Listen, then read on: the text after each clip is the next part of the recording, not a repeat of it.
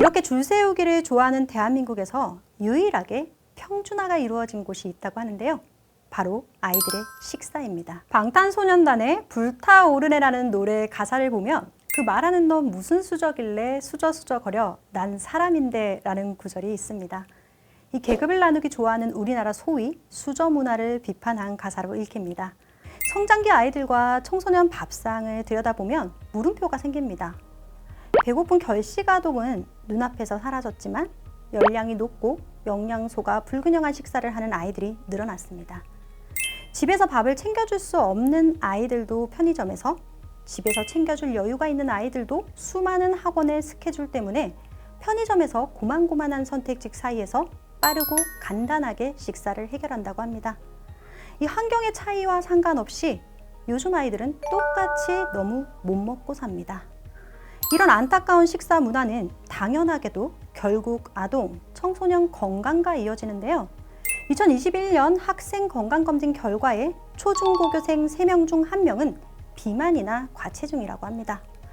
소아비만은 어릴 때부터 고혈압, 고지혈증을 유발할 수 있다고 하는데 이런 생활습관병 외에 또 다른 심각한 문제가 있는데 그것이 바로 성장의 과속, 즉 성조숙증입니다. 성조숙증이란 사춘기 중후인 2차 성징이 평균 대비 빨리 나타나는 현상을 말하는데요. 포털에 조금만 검색을 해봐도 소아비만, 성조숙증 예방해야 키 성장이 원활하다는 기사를 심심치 않게 볼 수 있는데요. 그럼 여기서 여러분들이 궁금하신 부분, 성조숙증이 비만과 어떤 상관이 있을까라는 궁금증에 대해 지금부터 제가 설명드리고 예방을 위한 해결책도 함께 드리도록 하겠습니다. 자, 사춘기가 온다는 신호. 축하합니다. 드디어 14번째 생일을 맞이하셨군요. 이제 당신은 2차 성징이 나타나기 적절한 나이가 되었습니다. 라고 하면서 2차 성징이 시작하면 얼마나 좋을까요?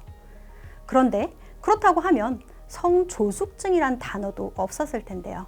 하지만 우리 몸은 나이를 기준으로 2차 성징이 오는 것이 아니라 우리 몸의 미세한 변화를 감지하여 그 신호를 통해 2차 성징이 일어납니다.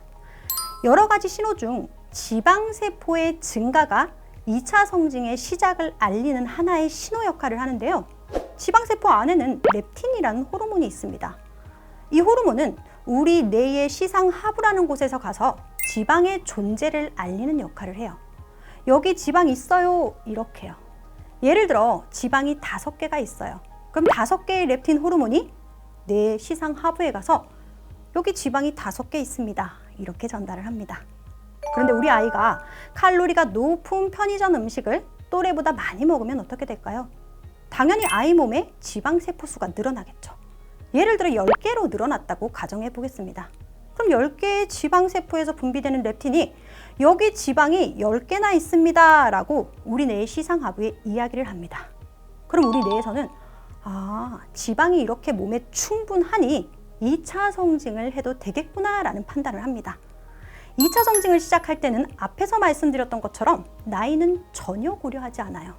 우리의 뇌는 여러 가지 신호들 중 지방세포가 전달하는 신호를 사춘기 시작의 신호로 받아들입니다. 따라서 체지방수가 많아지는 소아비만이면 아이들은 2차 성징이 빠르게 올 수 있다는 말 이제 이해가 되시죠? 그렇다면 우리 아이 성조숙증을 예방하려면 어떻게 해야 될까요? 그렇죠. 비만이 되지 않게 주의해야 합니다. 그러나 이미 비만이라면 첫 번째, 유산소 운동과 두 번째, 나트륨이 가잉된 음식에 주의가 필요합니다. 운동은 우리의 체지방을 감소시켜 주기도 하고 뇌를 건강하게 해주는 등 많은 장점이 있죠. 그런데 또 다른 놀라운 장점이 있습니다. 2012년 한 연구에서는요, 운동을 통해 흘리는 땀이 BPA, 프탈레이트와 같은 환경 호르몬을 포함하여 체내에 있는 여러 독소들을 모아 몸 밖으로 배출하는 데 매우 효과적이라는 것이 밝혀졌습니다. 이 환경 호르몬은 비만과 함께 대표적인 성조숙증을 일으키는 원인 중 하나죠. 이 연구에서는 여러 다양한 체외 배출 방법들, 즉 대변, 소변, 땀을 비교 분석했는데요. 이 중에서 땀이 훨씬 더 많은 독성 물질이 검출된다는 것을 확인하였습니다.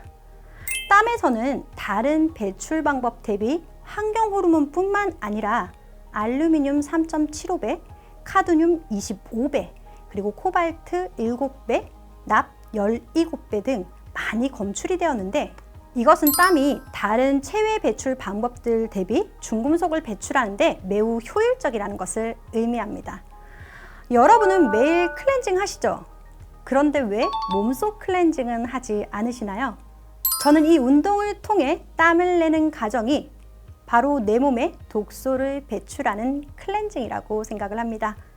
매일 쌓인 여러분의 독소, 최소 일주일에 3번 땀을 내서 배출하세요. 몸속 클렌징에 도움이 되는 운동으로는 전문가들은 사이클과 같은 유산소 운동을 추천하고 있습니다. 하루 30분 꼭 운동에 투자하시길 바랍니다. 두 번째 비만을 일으키는 원인, 아이들이 편의점에서 자주 먹는 음식을 체크해 보겠습니다. 뭐니 해도 삼각김밥이랑 컵라면을 가장 많이 섭취하겠죠? 이 두 가지 음식의 영양 성분을 살펴보면 나트륨이 가잉되어 있는 것을 볼 수 있습니다. 나트륨이 가잉되면 어떤 문제가 생길까요? 음식을 짜게 먹는 습관은 몸속에 이로운 장내 세균을 죽여 건강을 해친다는 연구 결과가 나왔습니다. 이 영국 심장혈관학회 최신호에 게재된 논문에서는 건강한 남성 12명을 대상으로 2주 동안 실험을 진행했습니다. 이들은 하루에 12g의 소금을 섭취했습니다. 2주간의 실험이 끝날 때쯤 대부분의 대상자에게서 락토바실러스균을 관찰할 수 없었다고 합니다. 연구팀은 염분이 건강한 세균을 죽인다는 것이 처음으로 규명됐다며 짜지 않게 먹는 습관이 중요하다고 말했습니다. 비만의 원인은 여러 가지가 있지만 이 중 하나가 장내 세균의 불균형과 밀접한 관계가 있다는 연구가 요즘 굉장히 많이 쏟아지고 있는데요. 그 이유가 장내 세균이 대사 과정과 밀접한 관계를 가지고 있기 때문이죠. 그런데 먹는 음식들이 나트륨이 가잉된다면 장내 세균의 불균형을 초래하면서 비만이 될 수 있다는 사실, 따라서 나트륨이 적은 음식을 섭취하고 프로바이오틱스가 충분히 들어있는 음식을 섭취하는 것을 추천드리며, 음식으로 충분히 섭취하지 못할 때에는 건강기능식품으로 프로바이오틱스 섭취를 늘려주시는 것도 도움이 될 수 있습니다. 자, 지금까지 비만이 왜 성조숙증을 일으키는지 알아보고 그 해결책으로 운동과 짜게 먹지 않는 습관을 길러주자라고 말씀드렸는데요. 성조숙증의 원인은 비만 외에도 많이 있지만 이 다른 원인들은 우리 스스로 해결할 수 있는 부분이 많지 않습니다. 하지만 소화비만은 우리가 충분히 해결할 수 있는 부분으로 운동과 식습관의 교정을 통해 아이들의 성장의 가속을 막아보시길 바랍니다. 감사합니다.